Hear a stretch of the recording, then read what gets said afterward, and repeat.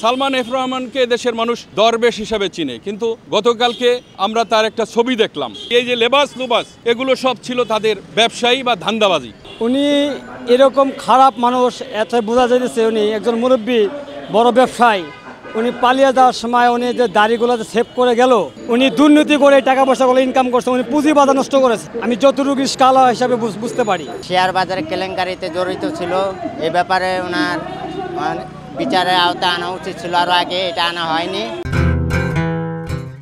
এই আনিসুল হক আজকে প্রায় এই সরকার যত বছর ক্ষমতায় উনি আইনমন্ত্রী ছিলেন, গত 5ই আগস্টের দিন পর্যন্ত সে দেশের আইনমন্ত্রী ছিল।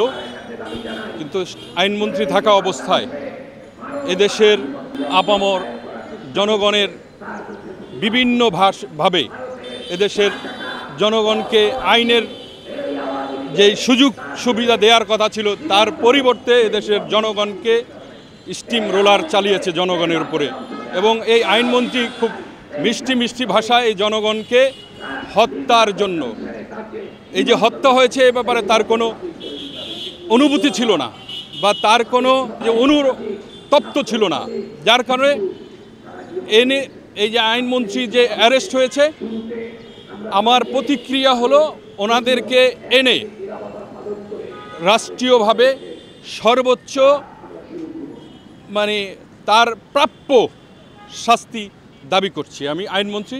ইভেন এই যে দরবেশ, আপনারা দেখেছেন সালমান এফ রহমানকে দেশের মানুষ দরবেশ হিসাবে চিনে, কিন্তু গতকালকে আমরা তার একটা ছবি দেখলাম, কোথায় এই বড় দাড়ি, আর কালকে তাকে হিন্দুদের মতো দেখা গেছে।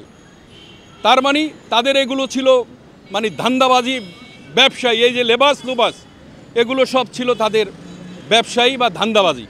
সুতরাং এই সব ধান্দাবাজদেরকে মূলোৎপাটন করে এই দেশের শান্তিকামী মানুষের যেই চাওয়া পাওয়া আছে সেই চাওয়া পাওয়া প্রতিষ্ঠা করবে এই আশা রাখি। বর্তমান যে সরকার আছেন, অন্তর্বর্তীকালীন সরকার, আমরা আশা করি এই সব দুর্নীতিগ্রস্ত ব্যক্তিদেরকে শাস্তির আওতায় এনে দৃষ্টান্তমূলক শাস্তি দাবি করছি আমি।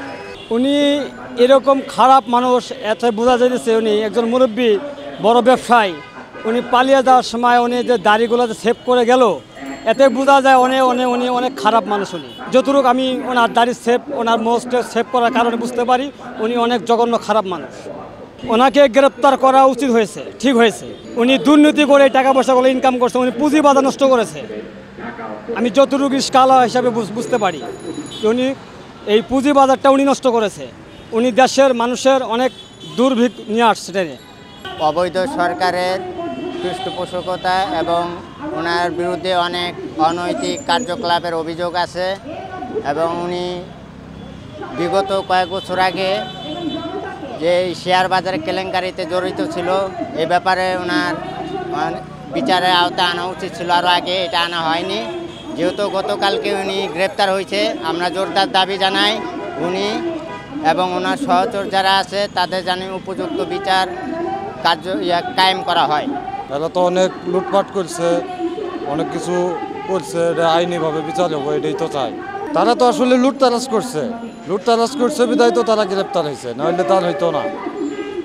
লুটতারাজ করছে, গ্রেপ্তার হয়েছে, এখন তার বিচার হবে, বিচার হওয়া উচিত।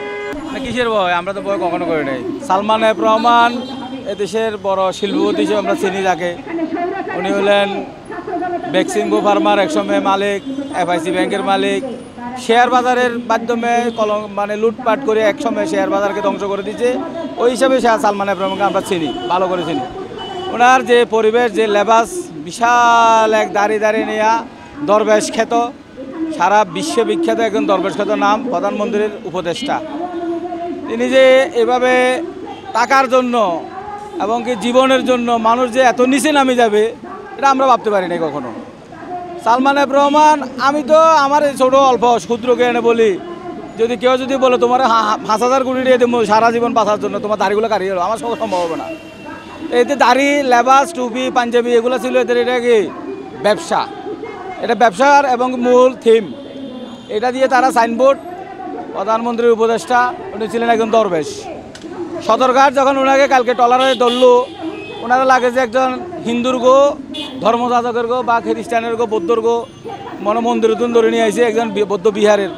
কারণ তারে চাষা চেহারার দিকে তাকালে তার মনুষ্য চেহারা নাই, মুসলমান বলে তাকে আমি ভাবতে পারি না। হ্যাঁ, এটা অতি জাতির জন্য লজ্জাজনক। আমরা চাই না এই দেশে এমন কোনো শিল্পপতি পয়দা হোক যে আগামীতে এদের থেকে শিক্ষা পাওয়া দরকার। যারাই আসবে অর্থের মোহে পড়িয়া যারা এত নিচে নামে যায়। এই জন্য আমরা সামনে যারা আমাদের বড় বড় শিল্পপতিরা আছে বা রাজনৈতিক উপদেষ্টা হয়ে আসবেন, তাদেরকে ধন্যবাদ জানাই। তারা যেন এই ধরনের কি ধর্ম ব্যবসায় জড়িত না হয়। বুঝতে পারছেন? অনেক বলতেন ওনার ব্যবসার জন্য বলতেন।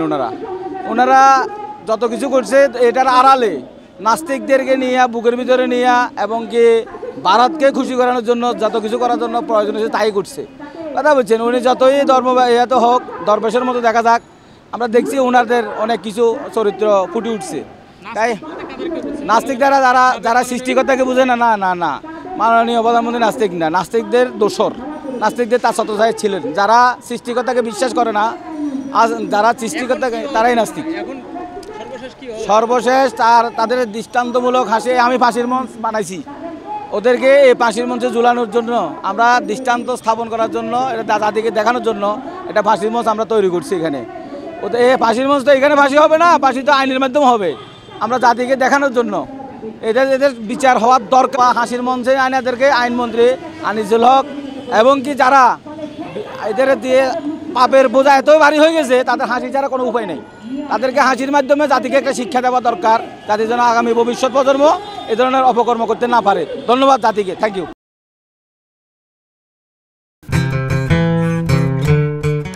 জানুয়ারি 1 তারিখে চেঞ্জ টিভির প্রতিষ্ঠাবার্ষিকী।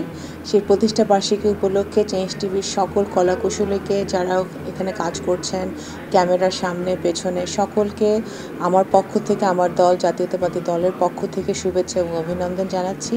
আপনারা ইতিমধ্যেই গুণগত বস্তুনিষ্ঠ সংবাদ পরিবেশন করছেন। সারা দেশ থেকে সত্যটি তুলে এনে আমাদের সোশ্যাল মিডিয়ার মাধ্যমে, প্ল্যাটফর্মের মাধ্যমে মানুষের সামনে তুলে ধরছেন। সেজন্য আপনাদেরকে ধন্যবাদ জানাই। আশা করি মুক্তিযুদ্ধের চেতনাকে ধারণ করে আপনারা স্বাধীনতাকামী মানুষের কথা বলে যাবেন, গণতান্ত্রিকামী মানুষের পক্ষে থেকে কাজ করে যাবেন। চেঞ্জ টিভিকে আমি তো মেলা দিয়ে ধরে দেখছি। চেঞ্জ টিভি যতদূর সম্ভব বস্তুনিষ্ঠতার সাথে কাজ করছে এবং এই জন্য চেঞ্জ টিভির ভিউ আরও অনেক বেড়েছে, অনেক।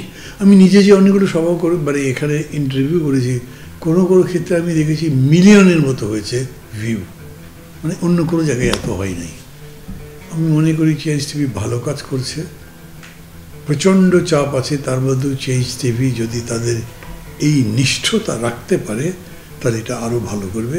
আমি তাদের সাফল্য কামনা করি। চেঞ্জ টিভির প্রতিষ্ঠা বার্ষিকী উপলক্ষে আমি চেঞ্জ টিভির সকলকে সালাম জানাই, অভিবাদন জানাই, অভিনন্দন জানাই, সবাই জাতির পক্ষ থেকে জানাই, যাতে করে তোমরা আরও এগিয়ে যেতে পারো, বাংলাদেশের সাফল্যের জন্য, বাংলাদেশের মঙ্গলের জন্য তোমরা নিজেদেরকে উৎসর্গ করতে পারো এবং বাংলাদেশকে ভালোবেসে বাংলাদেশকে একেবারে সোনার বাংলা করে গড়ে তুলতে পারো। এই দোয়া আমি করি, এই শুভেচ্ছা আমি জানাই। 1 জানুয়ারি অনলাইনের জনপ্রিয় চ্যানেল চেঞ্জ টিভি তাদের প্রতিষ্ঠাবার্ষিকী। আমি তাদের প্রতিষ্ঠাবার্ষিকীতে এই চেঞ্জ টিভির সাথে যারা জড়িত সাংবাদিক, বিজ্ঞাপনদাতা, মালিকপক্ষ সকলকে শুভেচ্ছা জানাই। এবং চেঞ্জ টিভি অনলাইনে যে আসলে মানুষের কথাবার্তা, মত প্রকাশের ক্ষেত্রে একটা ভিন্ন মাত্রা নিয়ে এসেছে। এবং এই চেঞ্জ টিভি আমি মনে করি যে ইউটিউবে, ফেসবুকে, বিশেষ করে সোশ্যাল মিডিয়াতে মূল ধারার চ্যানেলের পাশাপাশি একটা বৈপ্লবিক পরিবর্তন ঘটাতে ভূমিকা রাখছে।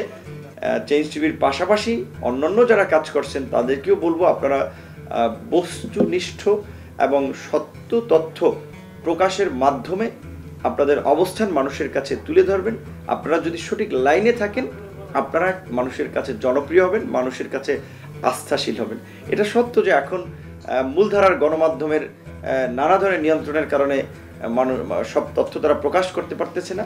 সেই ক্ষেত্রে অনলাইন কিন্তু একটা তথ্য প্রকাশের ক্ষেত্রে গুরুত্বপূর্ণ মাধ্যম এবং এখন বিজ্ঞাপনের ক্ষেত্রেও অনলাইন একটা বড় জায়গা হয়ে দাঁড়িয়েছে। কাজে অনলাইনে যারা ভালো ভূমিকা নেবেন তাদের ভবিষ্যৎ ভালো, এবং আশা করি চেঞ্জ টিভি সেক্ষেত্রে সবার অগ্রভাগে থাকবে।